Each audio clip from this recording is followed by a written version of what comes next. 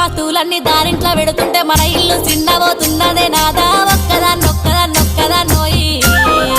ఒక్కదాన్ని ఉండలేను అరుగు మీద వండలేను చక్కగా మన ఇల్లు దొక్కోయి